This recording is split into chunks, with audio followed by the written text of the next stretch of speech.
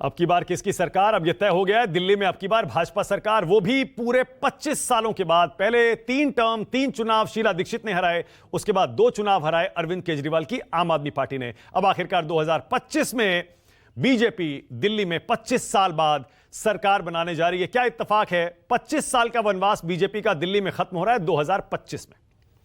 अब जरा ये आंकड़े एक बार फिर से रिमाइंड करा दूं, आपको याद दिला दूं। 47 सीट बीजेपी की, पिछले चुनाव में 8 सीटें थी, 8 से बीजेपी जा रही है 47 पर, लगभग 6 गुना अपनी सीटें बढ़ा रही है। आम आदमी पार्टी 62 से आ रही है 23 पर, जबकि कांग्रेस वहीं की वहीं है, 0 है, कोई खाता नहीं खुला, और अदर्स इस बार प्ले में थे ही नहीं। अब 47 सीट से अब सवाल बस ये हो रहा है कि बीजेपी की तरफ से मुख्यमंत्री कौन बनेगा।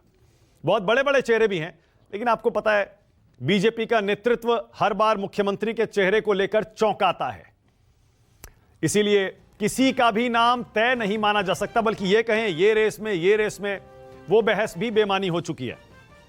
सवाल यह है आम आदमी पार्टी का भविष्य क्या है। सवाल यह है, बीजेपी के खेमे में तो जश्न है, आम आदमी पार्टी के खेमे में मायूसी है, चिंता है, क्योंकि वहां संकट है। कांग्रेस के खेमे में क्या है? कांग्रेस पार्टी आज खुश है कि आम आदमी पार्टी हार गई, या फिर कांग्रेस पार्टी आज दुखी है कि भैया बीजेपी जीत गई? शिवम त्यागी मुस्कुरा रहे हैं। शिवम त्यागी के लिए शायद जश्न का ऐसा मौका पहले नहीं आया होगा। महाराष्ट्र हरियाणा जीते, बड़ी जीत थी, लेकिन क्योंकि दिल्ली और एनसीआर में ही रहते हैं, दिल्ली के बीजेपी दफ्तर में शिवम लड्डू वड्डू खिला दिए क्या, या अभी आने बाकी है? नहीं, मानक जी लड्डू भी खिला दिए, जलेबी भी खिला दी, और अभी अपने सब भाइयों के साथ उसको शेयर भी करूंगा। लेकिन आपने पूछा कि कांग्रेस कहां है, खुश है, नाराज है? कांग्रेस ना निर्वाणा को प्राप्त हो गई है। अब वो संत वाली कैटेगरी में पहुंच गए हैं। ये हार में ना जीत में कोई फर्क ही नहीं पड़ता, ना दुख है ना खुशी है।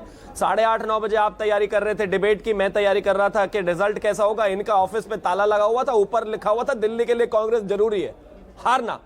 15 साल हो गए, 100 इलेक्शन इनके नेता हार गए। सर झुकाकर सुरेंद्र राजपूत जी बैठे हुए हैं, अभी मेरे बाद बोलेंगे, मतलब न जाने क्या क्या ही बोलेंगे, और मतलब भगवान ही जाने। मतलब ऐसा हो गया कि इतना इररिलेवेंसी, और ये इसमें बहुत ज्यादा हिस्सा जो है वो इनडिसाइसिवनेस का है। डिसाइसिवनेस है कहां? आज चुनाव साथ में लड़ेंगे, कल नहीं लड़ेंगे, परसों लड़ेंगे, आज नहीं लड़ेंगे, ये तो हो गया कांग्रेस का। कुछ लोग आपके साथ भी बैठते हैं, बड़े सम्मानित हैं। एक तो आदमी को अहंकार नहीं करना चाहिए। वो कहते थे 62 से 52 हो जाएंगी, अरे 42 हो जाएंगी, इससे कम थोड़े हो जाएंगी। इससे कम क्यों नहीं होंगी? वो फिर ईवीएम से पूछिए, ईवीएम ने बता दिया और दिल्ली की जनता ने बता दिया, वो 22 हो गई हैं। अब जिन्होंने कहा था उनको याद होगा, मुझे पूरी उम्मीद है। ये देश की जनता है, अंडर एस्टिमेट नहीं करना चाहिए लोगों को। अगर पॉलिटिकल पंडित सब कुछ प्रेडिक्ट करने लग जाते तो चुनाव की आवश्यकता कहां थी? अब आ गया, एक सेकंड रुकिएगा, एक सेकंड, अब आ गया आता हूं, अब आ गया 10 सेकंड, थोड़ी देर में करते रहेंगे, चलते रहेंगे। मैं बताऊं कि कहीं ना कहीं एक सेकंड रुकिए ना शिवम, थोड़ा अपडेट्स भी देना है और सबसे बातचीत भी करनी है। एक सेकंड रुकिएगा।